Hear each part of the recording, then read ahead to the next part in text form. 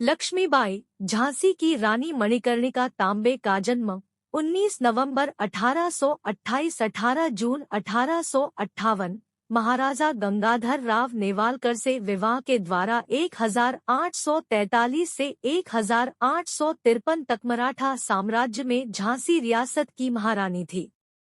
वह 1857 के भारतीय विद्रोह में अग्रणी शख्सियतों में से एक थी, जो एक राष्ट्रीय नायक और भारतीय राष्ट्रवादियों के लिए बनारस के एक करहदा ब्राह्मण परिवार में जन्मी लक्ष्मीबाई ने 1842 में झांसी के महाराजा गंगाधर राव से शादी की। जब 1853 में महाराजा की मृत्यु हो गई, तो गवर्नर जनरल लॉर्ड डलहौजी के अधीन ब्रिटिश ईस्ट इंडिया कंपनी ने उनके दत्तक उत्तराधिकारी के दावे को मान्यता देने से इनकार कर दिया और हड़प नीति के तहत झांसी पर कब्जा कर लिया गया। रानी नियंत्रण छोड़ने के लिए तैयार नहीं थी और 1857 में अंग्रेजों के खिलाफ विद्रोह में शामिल हो गई। उन्होंने कंपनी के सहयोगियों के खिलाफ झांसी की सफल रक्षा का नेतृत्व किया, लेकिन 1858 की शुरुआत में ह्यूग रोज की कमान के तहत झांसी ब्रिटिश सेना के अधीन हो गई। रानी घोड़े पर सवार होकर भागने में सफल रही और ग्वालियर पर कब्जा करने में विद्रोहियों के साथ शामिल हो गई, जहां उन्होंने नाना साहेब को पुनर्जीवित मराठा साम्राज्य का पेशवा घोषित किया। जून 1858 में ग्वालियर में ब्रिटिश जवाबी हमले के दौरान गंभीर रूप से घायल होने के बाद उनकी मृत्यु हो गई। रानी लक्ष्मीबाई या रानी लक्ष्मीबाई का जन्म 19 नवंबर 1828 को हुआ था। कुछ स्रोत कहते हैं 1835 बनारस शहर, अब वाराणसी, में एक मराठी करहड़े ब्राह्मण परिवार में। उनका नाम मणिकर्णिका तांबे रखा गया और उपनाम मनु रखा गया। उनके पिता मोरोपंत तांबे और माता भागीरथी सप्रे भागीरथी बाई थी। उनके माता पिता आधुनिक महाराष्ट्र के रत्नागिरी जिले में स्थित गुहागर तालुका के तांबे गांव से आए थे। जब वह 5 वर्ष की थी तब उसकी मां की मृत्यु हो गई। उनके पिता कल्याण प्रांत के युद्ध के समय सेनापति थे। उनके पिता बिठूर जिले के पेशवा बाजीराव द्वितीय के लिए काम करते थे। पेशवा ने उन्हें छबीली कहा, जिसका अर्थ है सुंदर और जीवंत और हंसमुख। उनकी शिक्षा घर पर ही हुई और उन्हें पढ़ना लिखना सिखाया गया और बचपन में वह अपनी उम्र के अन्य लोगों की तुलना में अधिक स्वतंत्र थी। उनकी पढ़ाई में अपने बचपन के दोस्तों नाना साहब और तांतिया टोपे के साथ निशानेबाजी, घुड़सवारी, तलवारबाजी और मल्लखंब शामिल थे। रानी लक्ष्मीबाई ने इस समय भारत के समाज में महिलाओं के लिए कई पितृसत्तात्मक सांस्कृतिक अपेक्षाओं का विरोध किया और वह अपने अनूठे दृष्टिकोण और पूरे समाज के सामने भी सामाजिक मानदंडों के खिलाफ लड़ने के साहस के लिए जानी जाती थी। रानी लक्ष्मीबाई महल और मंदिर के बीच अनुरक्षकों के साथ घोड़े पर सवार होने की आदी थी। हालांकि कभी-कभी उन्हें पालकी में ले जाया जाता था। उनके घोड़ों में सारंगी, पवन और बादल शामिल थे। इतिहासकारों के अनुसार 1858 में किले से भागते समय वह बादल पर सवार थी। उनका महल, रानी महल, अब एक संग्रहालय में बदल दिया गया है।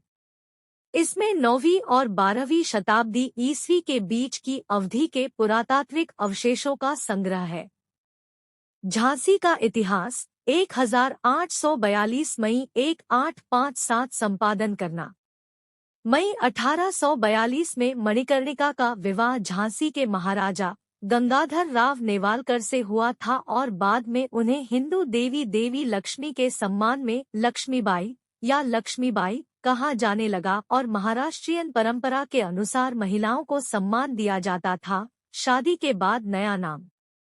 सितंबर 1851 में उन्होंने एक लड़के को जन्म दिया, जिसका नाम बाद में दामोदर राव रखा गया, जिसकी जन्म के 4 महीने बाद एक पुरानी बीमारी के कारण मृत्यु हो गई।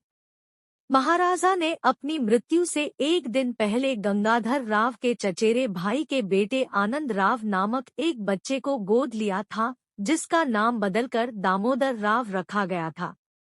दत्तक ग्रहण ब्रिटिश राजनीतिक अधिकारी की उपस्थिति में किया गया था, जिसे महाराजा की ओर से एक पत्र दिया गया था जिसमें निर्देश दिया गया था कि बच्चे के साथ सम्मानपूर्वक व्यवहार किया जाए और झांसी का शासन उसकी विधवा को उसके जीवन काल के लिए दिया जाना चाहिए।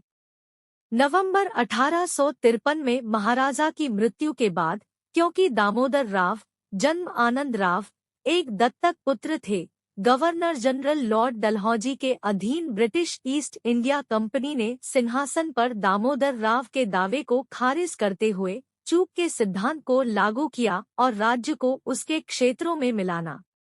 जब उन्हें इसकी सूचना दी गई तो उन्होंने चिल्लाकर कहा, मैं अपनी झांसी नहीं दूंगी। मार्च 1854 में रानी लक्ष्मीबाई को रुपए की वार्षिक पेंशन दी गई, 60,000 और महल और किला छोड़ने का आदेश दिया।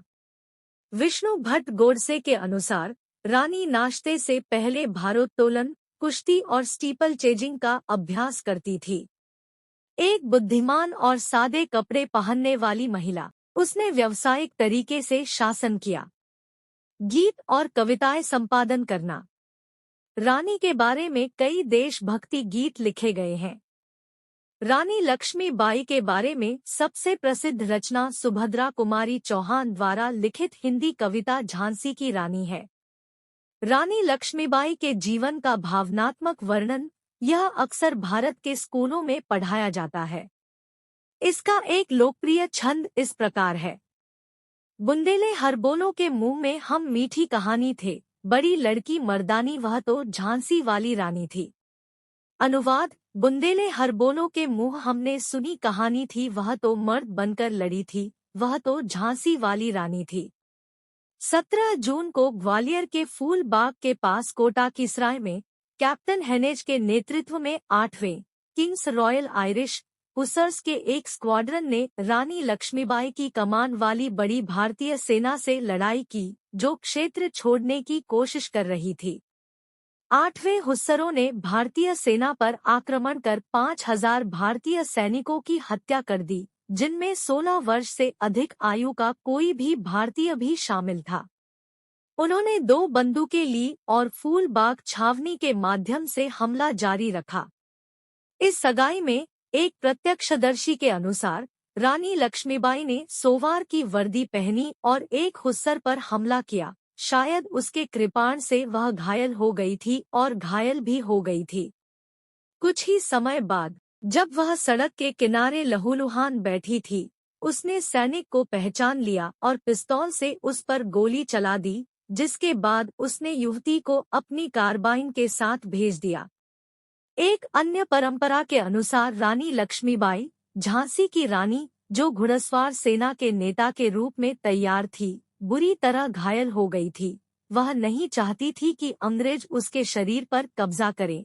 उसने एक साधु से इसे जलाने के लिए कहा। उनकी मृत्यु के बाद कुछ स्थानीय लोगों ने उनके शरीर का अंतिम संस्कार किया। 3 दिन बाद अंग्रेजों ने ग्वालियर शहर पर कब्जा कर लिया। इस लड़ाई की ब्रिटिश रिपोर्ट में ह्यू रोज ने टिप्पणी की कि रानी लक्ष्मीबाई आकर्षक, चतुर और सुंदर थी और वह सभी भारतीय नेताओं में सबसे खतरनाक थी।